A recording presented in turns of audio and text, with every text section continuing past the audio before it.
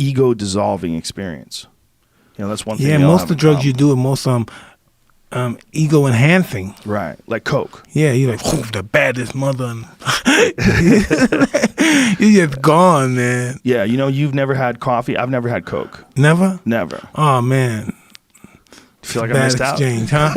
No, you didn't miss out on nothing, man. Yeah, that one I ducked.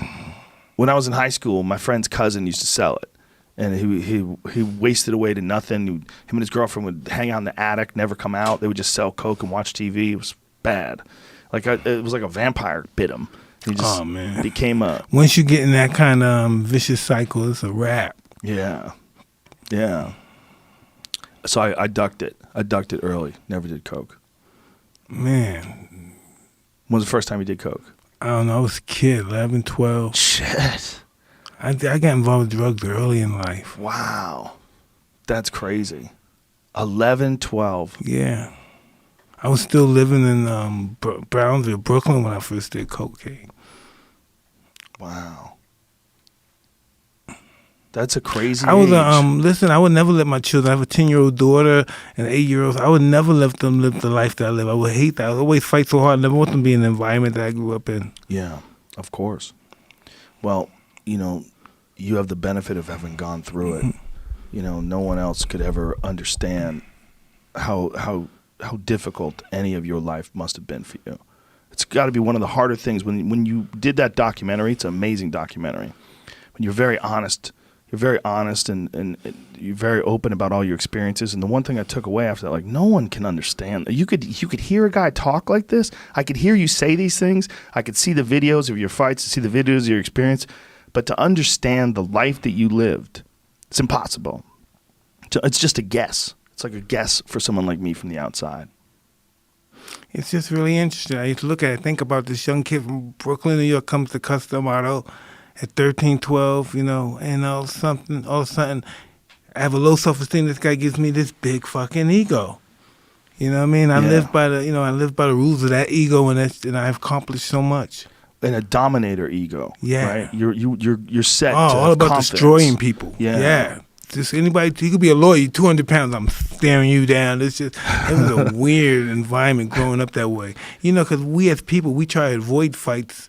You know what I mean? Right. From my instincts, we avoid fights for all our lives. And just to be able, this is what you do, like you're a UFC guy, you're a fighter, this is what you do for a job, a lifestyle. That's pretty bizarre. But you were getting positive reinforcement from thinking like that for the first time in your life. Absolutely. Yeah. Never felt like that before. It was like taking a big drug, like a Lucy, just boom, it felt like you're the man. Then everybody's telling you you're great.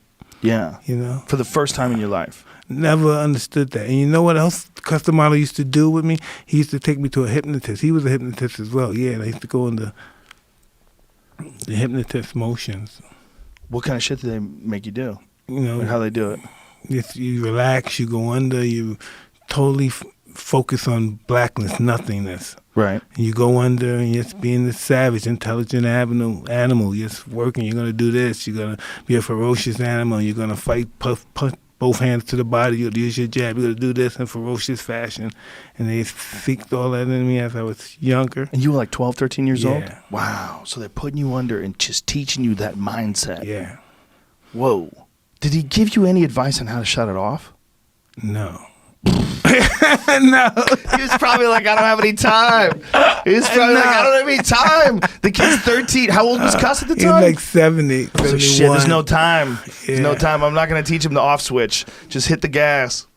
That's what it was, the gas. We're going to destroy these guys. These guys are in our way of, you know what I mean, greatness, glory. It's one of the hardest things that many fighters that I've watched over the years have the problem of shutting it off. Like turning it on and living like that and just wanting to be a dominator, but then learning how to be a father, learning how to be my friend. My first lifetime with children and stuff, trying to do this stuff, man, I felt so disastrously. You know, it was just, I had no idea what I was doing to it. I had no idea what arena I was stepping into. It was just disastrous. I find out I spend most of my adult life now apologizing to my kids, you know what I mean? Yeah, I can imagine. Being such a horrible father. Do you think they understand like the shit that you were going through? They understand like I that have you no didn't idea understand what how they to live? understand. No, I don't No. understand. I just try to basically make sure that part of my life is empty now. I live a different life for my kids, Right. my family now. Yeah. Well, that's beautiful.